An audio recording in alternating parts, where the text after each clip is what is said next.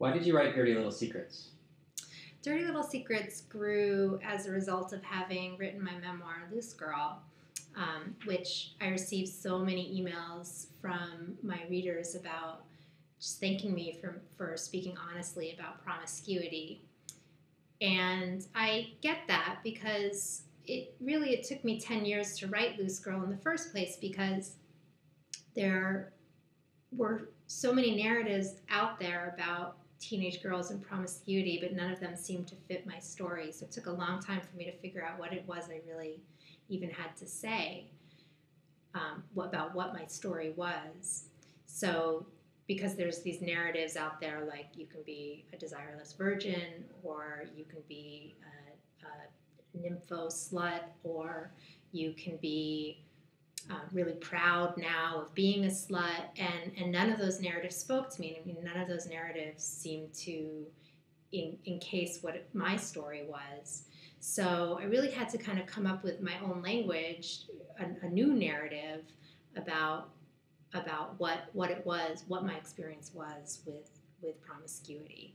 And really what it was that I was not so much after the sex, I was after the attention. But the attention so often turned to sex. And what I found was that so many girls and women felt the same way and just hadn't felt that their story had been voiced before. And really what I had done in my own story was I had sort of destroyed parts of my life and really parts of me inside of that desperation for the attention and then the sex. So really, those desires that I had, like that my own sort of sexual desire got so mangled inside of the desire of wanting that attention that I couldn't separate the two. I didn't even know that they were separate. So again, that sort of truth was something that just hadn't really been spoken before. What about the dangers of teenage sex, teenage pregnancy, and STDs? Is that something that you concern yourself with in the book? Oh, yeah. I mean, of course, those dangers are very real, but I think that those are the sorts of facts that we kind of rake over the coals again and again. I mean, it's like all we talk about when we talk about teenage girls and sex. We talk about how dangerous it is and how horrible, and we tell girls again and again, don't do it, it's wrong.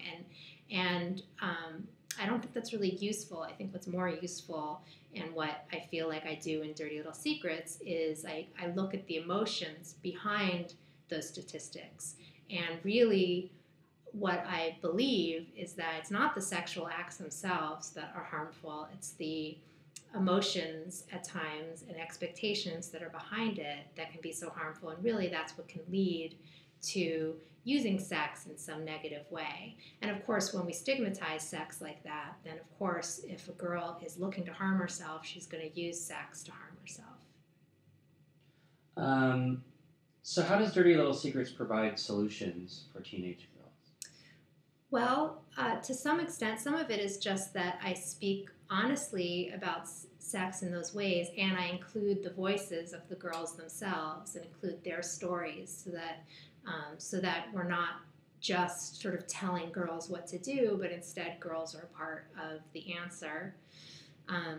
Also, I think it's really important that we acknowledge that natural sexual desire is just a very normal part of being a girl, and that we need to include that as part of the answer. And also, not trying to silence those desires, but instead letting girls voice them has to be part of the answer too.